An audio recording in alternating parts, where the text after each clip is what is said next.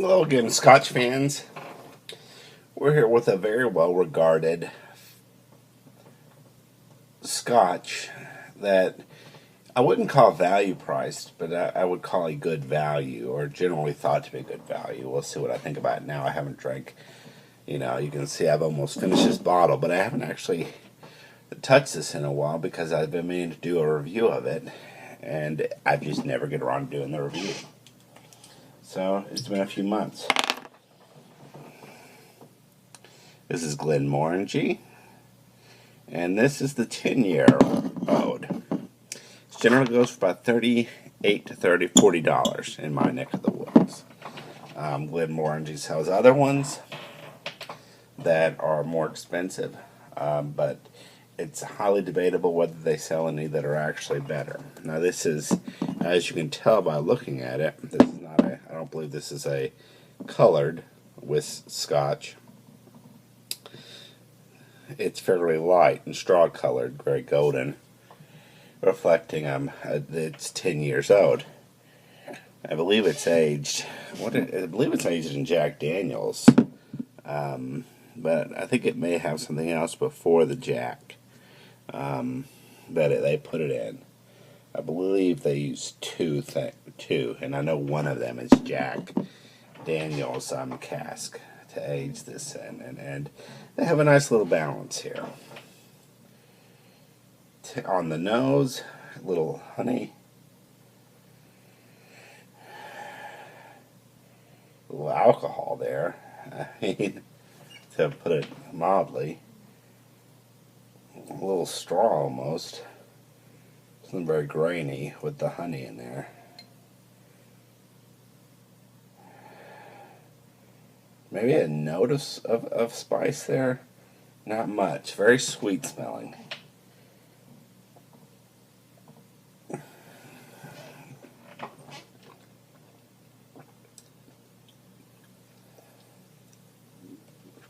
Now on the tongue, it's more spicy, with the honey being a little less pronounced, going to kind of the straw taste.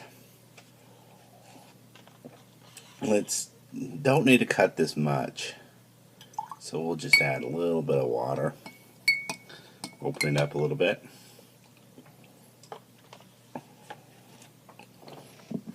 This is brewed at 40. This is bottled at 43%, and so it's pretty close to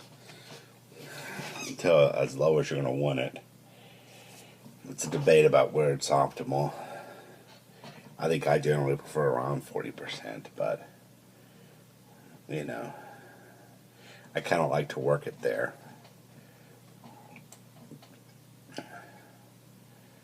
And now after cutting, smells coming out. A little more spice. Very perfumey.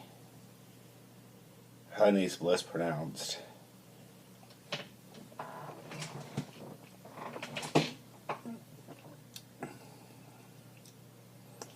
Now at this point, very balanced kind of flavor. Several things are mixing together. You've got a very pronounced grain, I assume, from the malt that's there. Probably reflecting this has not yet been tamed fully.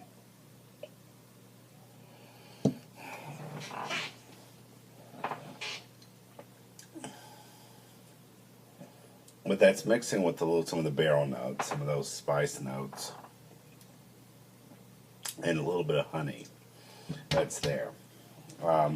It's a surprisingly, and I think this is the note everybody, and so this is completely not my comment, but I think everybody is struck by how complex this is, and I think that's probably because they put it in two barrels, and the malt hasn't been tamed yet.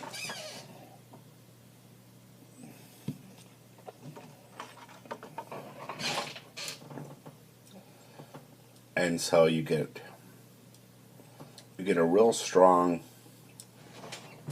I'm going to let that cut a little bit more. So I'm still getting a little boozy on that.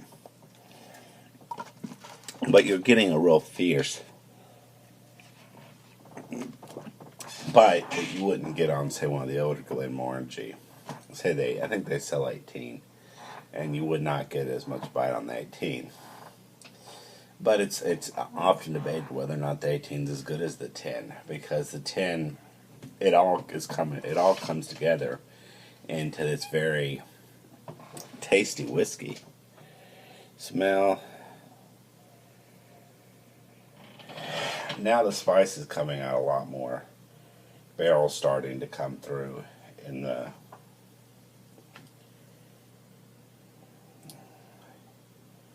hard to place what spice that is. I could say it's not cinnamon. I mean, I would know that. But something very perfumey, very sweet coming through.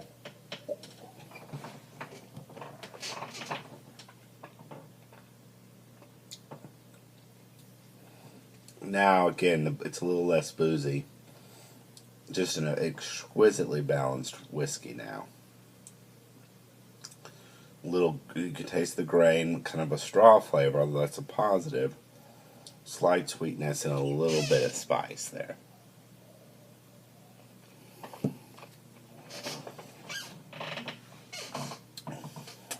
This is a wonderful starter scotch because it's not that expensive.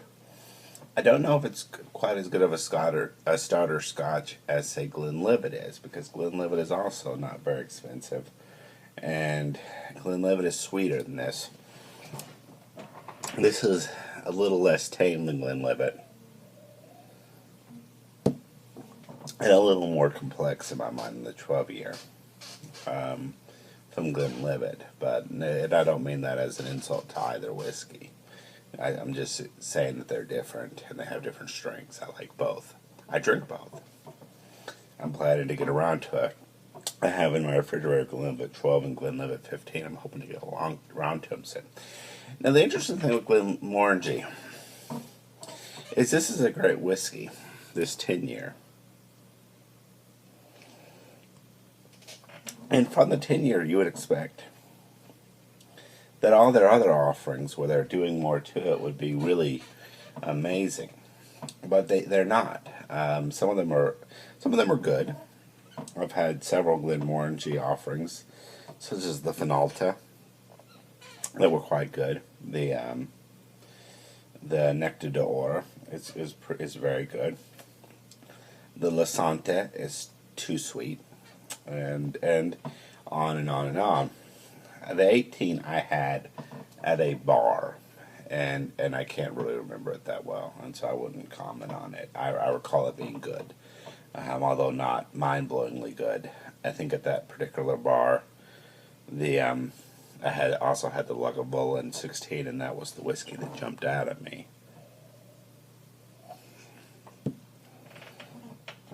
This one, but for a 10-year, this might be the best 10-year Scotch. I don't know, but it may be the best 10-year single. This is an excellent whiskey. Well worth getting. It's very drinkable. You want to cut it a little bit, I think.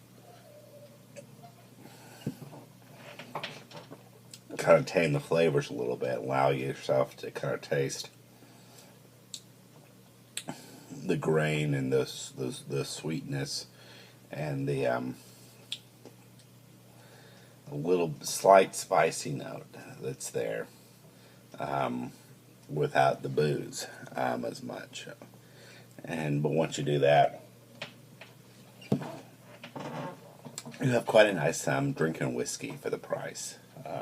And so, strongly recommended. $38. If you're a bourbon drinker, that's awful high. If you're a Scotch drinker, that's a pretty good value.